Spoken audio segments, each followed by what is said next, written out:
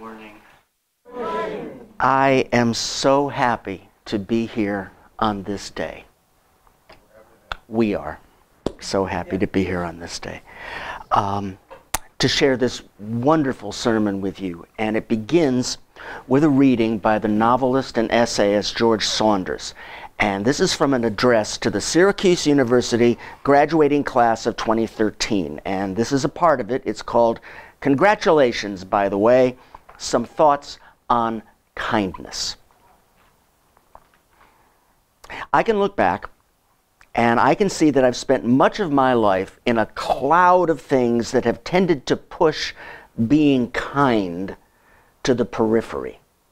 Things like anxiety, fear, insecurity, ambition, the mistaken belief that enough accomplishment will rid me of all that anxiety, fear, money, insecurity, and ambition. The belief that if I can only accrue enough accomplishment, enough money, enough fame, my neuroses will disappear. I've been in this fog certainly since at least my own graduation day. Over the years, I've felt kindness, sure, but first, let me finish this semester, this degree, this book. Let me succeed at this job. Let me afford this house. Let me raise these kids. And then finally, when all of that is accomplished, I'll get started on the kindness.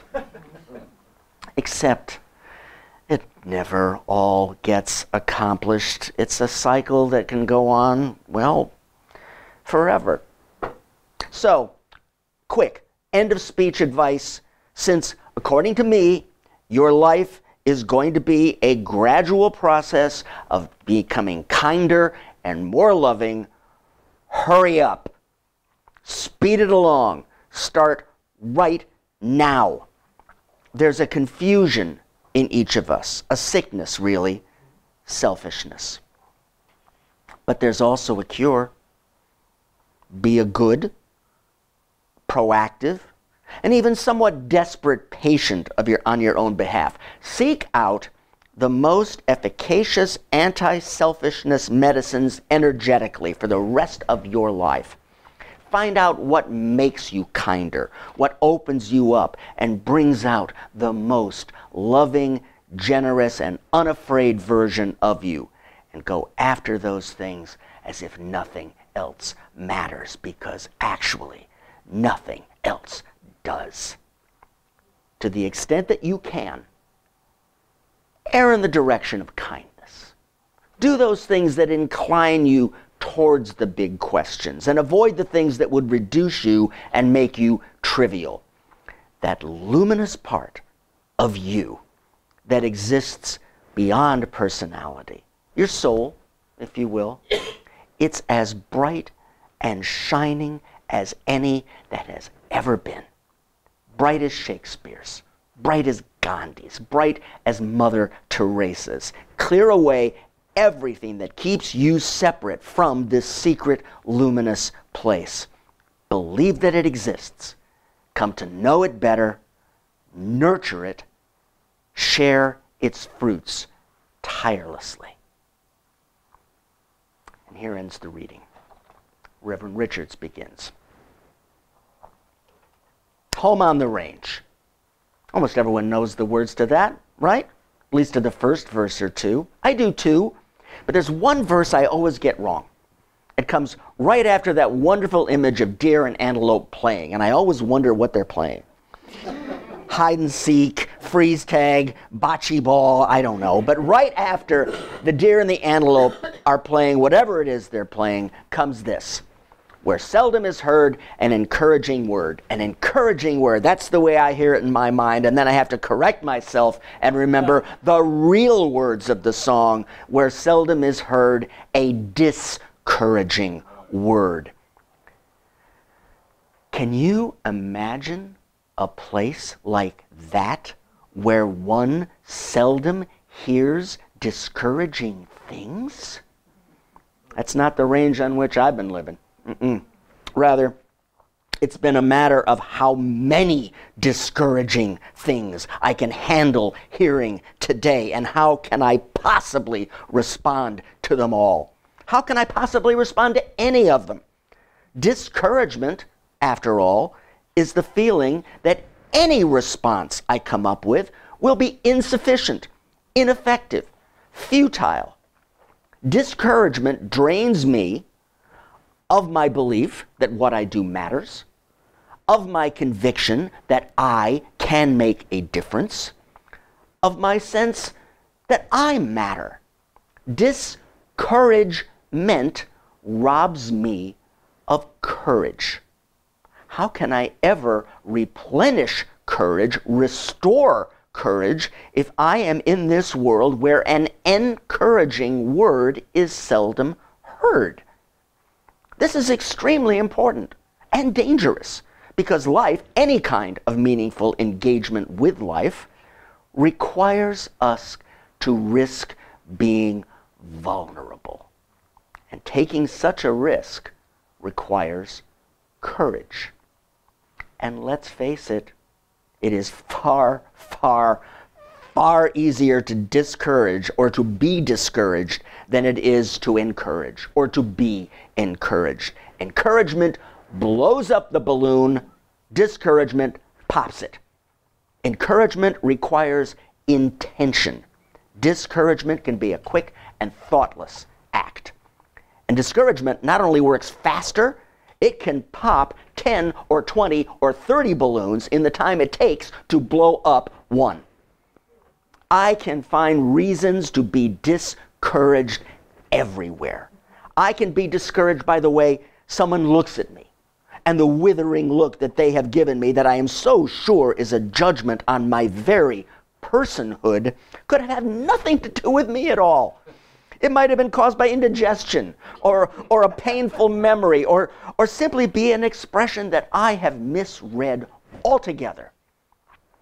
I can be discouraged by things I hear, I see, I read. Tune into the news, any device you got, and prepare for discouragement.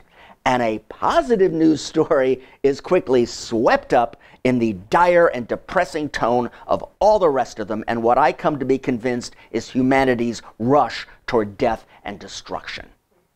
I can be discouraged by personal circumstances. The problematic relationship can overshadow and even lead me to question the more healthy and supportive relationships I enjoy. The stress in my life can overwhelm quickly the peace that I have nurtured. The pain can convince me it's eternal, while I know the joy is fleeting. For whatever reason, humans seem programmed to believe the negative. In Dr. Phil speak, it takes 1,000 attaboys to erase one, "You're an idiot." Now, whatever you think of Dr. Phil or the phrasing that he chose, there is a truth there. A negative message, a discouraging message, tends to take on a greater significance than a positive one, an encouraging message. And if this is even close to the truth, it seems like we here should be paying attention to how we are encouraged and how we can encourage others. How do we increase our capacity for courage? Now, courage is a powerful word. To be seen as courageous is no small thing. Then why is it, I wondered, that encouragement and discouragement sound, to my ear, well, kind of wimpy? They just need a little encouragement. Yes, the news is kind of discouraging. And they're often used with mild modifiers that make it seem like they're slight alterations, one way or another, in our feelings. Also, rather than being associated with courage, many of the definitions of encouragement and discouragement seem to have more with controlling, or even less charitably trying to manipulate a situation or guarantee a particular outcome. A couple of definitions of encourage from the online Merriam-Webster dictionary. Urge. They encouraged him to go back to school. Foster.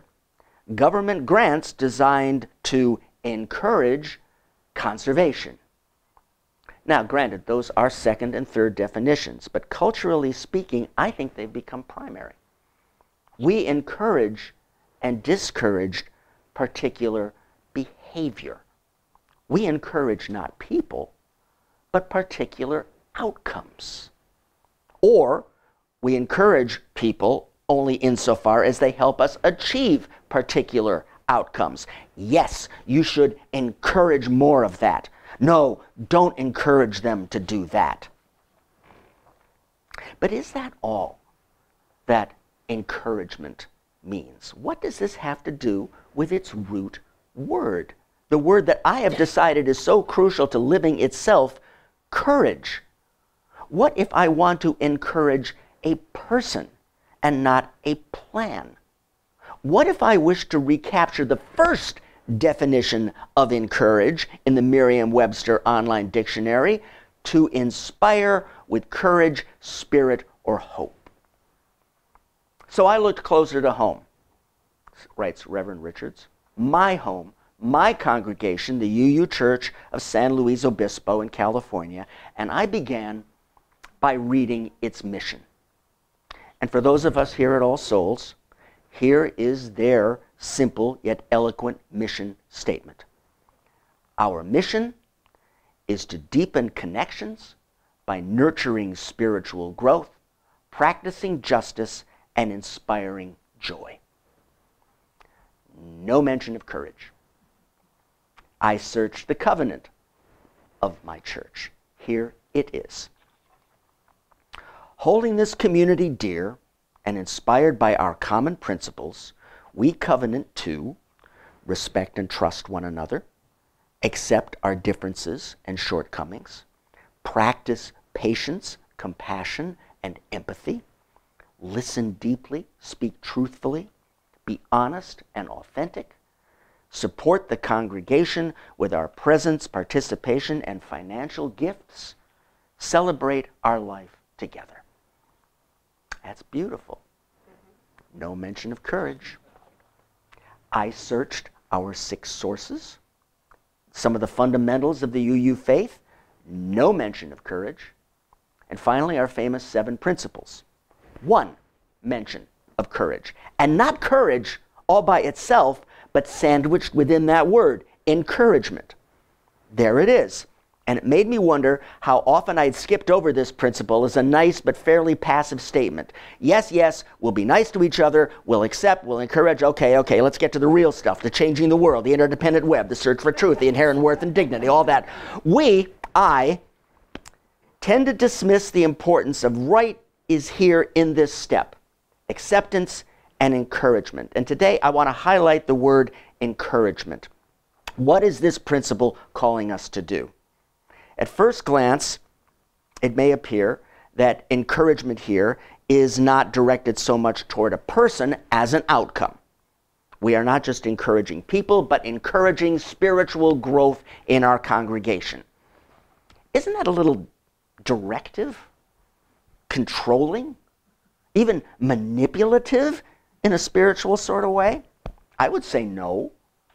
And here's why.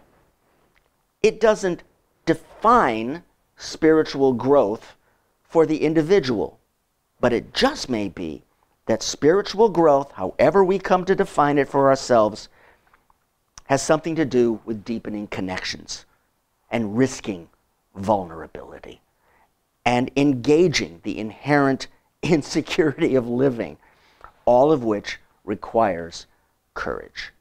So, we call ourselves to encourage one another so that we may, in the words of UU authors and historians Beverly and David Bumbaugh, so that we may call out each other's strengths, wisdom, and compassion that we never knew we had. Now, if I could add a single line to that beautiful Passover Haggadah that Kevin shared for us when we lit the chalice today. May the light we now kindle inspire us to use our powers, to heal and not to harm, to help and not to hinder, to bless and not to curse, to serve you, Spirit of freedom. If I could add one line, it would be this: to encourage and not to discourage. It sounds like a small thing, but it is vitally important. And sometimes it only takes a simple, slight adjustment in our perspective, a change in focus from the problem to the person, stepping outside of ourselves and our own feelings or viewpoint or purpose to see another. In the reading today, George Saunders said, I can look back and see that I've spent much of my life in a cloud of things that have tended to push being kind to the periphery: anxiety, fear, insecurity, ambition, the belief if I can only accrue enough, my neuroses will disappear. And it reminds me of some words from Julia Ward Howe's journal of 1874. Ambitious people climb, but faithful people build. Ambitious people climb, but faithful people build. We are building faithfully a community of kindness where seldom is heard a discouraging word. And I don't mean that we deny reality. I don't mean that we censor information that has the potential to discourage. We're not putting our fingers in our ears or covering our eyes to avoid addressing the challenges we face, whether personal, congregational, in our community, the wider world. I mean that we put those things in context with other truths that we carry, expressed in our principles and sources and covenant and mission. We trust that we can call out of each other's strengths, wisdom, and compassion that we never knew we had. And I don't mean that we encourage one another in a facile or fakey manner. My earlier balloon metaphor may have given you the impression that encouragement is a lot of hot air. Not what I was going for. There are few things more discouraging than false or superficial encouragement that does not recognize, in the words of the writer Annie Dillard, the other's beautiful face and complex nature. We encourage not by glossing over the inevitable failings of human beings, but by affirming and promoting the inherent worth and dignity of every person amid our failings and our struggles. Encouragement is not a lot of hot air, but it may have to do with breath, in the way that one of our hymns suggests: when I breathe out love. I concur with Saunders' advice to the graduating class of Syracuse when he said, to the extent that you can, err in the direction of kindness. Do those things that incline you towards the big questions and avoid the things that would reduce you and make you trivial. That luminous part of you that exists beyond personality, your soul, if you will. It's as bright and shining as any that's ever been, brighter than Shakespeare's, bright as Gandhi's, bright as Mother Teresa's. Clear away everything that keeps you separate from this secret luminous place. Believe that it exists. Come to know it better. Nurture it. Share it tirelessly. Nurture it. Share its fruits tirelessly. That is, I think, what we mean when we say in the mission of Reverend Richard's church that we will deepen connections by nurturing spiritual growth. We encourage each other along this path because we know that it takes great, quiet, persistent courage to carry it out daily in the face of so much discouragement. And we also know how powerful it can be, what it can inspire. Faithful people build, and we build one another up through acceptance and encouragement, through recognition of that luminous part of all of us. Now, the courage isn't mentioned directly in the mission of Reverend Richard's congregation. It's there, nevertheless. Deepening connections inspires courage when we proclaim that the gospel, that each human being is infinitely precious, when we realize that the meaning of our lives lies hidden in our interactions with each other, when we encounter each other with wonder, appreciation, and expectation. In today's world, encouraging words are seldom heard. But we will speak them here. And we will embrace and we will uphold that encouragement that is wordless, letting inward love guide our deeds and acceptance open our hearts. So may it be. And now, since I cannot resist, oh, she's going to love this. Since I cannot resist, we're going to sing, as our closing song, Home on the Range. Now, the song has several more verses than the one we all know, but this pretty good karaoke version has only 3, which is good because the full song has a verse that goes, "The red man was pressed from this part of the West. It's not likely he'll ever return to the banks of Red River where seldom, if ever, his flickering campfires still burn." We will skip that one. So please rise in body or spirit and join me in singing Home on the Range.